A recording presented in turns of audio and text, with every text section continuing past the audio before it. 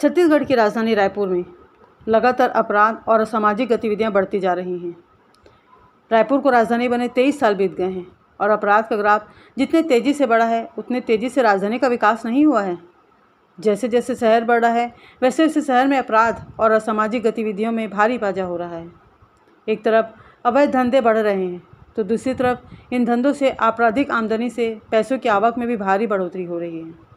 अवैध प्लाटिंग, सराफा में सोने चांदी की तस्करी, डकैती, चोरी, नकबजनी, अवैध शराब और नशीले पदार्थों की तस्करी, अवैध स्क्रैप सहित लोहा चोरी जैसे दर्जनों गैरकानूनी काम करके आपराधिक तत्वों सहित कई सफ़ेद पोशों के पास इफरात आमदनी आ रही है। इस आमदनी को खर्च करने के लिए इस्पात सेंटर और पास कॉलोनियों में देह व्यापार का कारोबार भी राजधानी में बड़ी तेज़ी से फल फूल रहा है।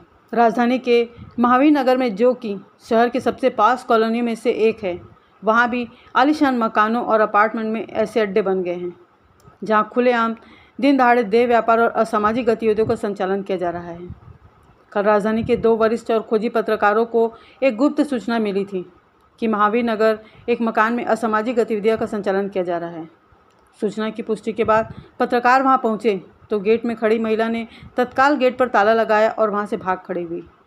आसपास रहिवासियों से मकान मालिक के संबंध में पूछताछ में एक मोबाइल नंबर मिला, जिस पर संपर्क के बाद मकान मालिक 2 घंटे के बाद मकान तक पहुंचा, जब मकान मालिक को पूरी घटना की जानकारी पहले ही दे दी गई थी।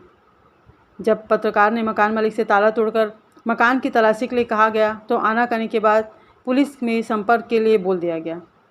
स्थानीय police station new Rajendra Nagar के लैंडलाइन नंबर पर कई बार संपर्क किया गया, परंतु थाने में किसी ने फ़ोन ही रिसीव नहीं किया। इसके बाद इमरजेंसी सेवा 112 में फ़ोन करके पुलिस को सूचना दी गई। 112 की टीम मौके में पहुंचकर मामले की सूचना थाने में दी गई।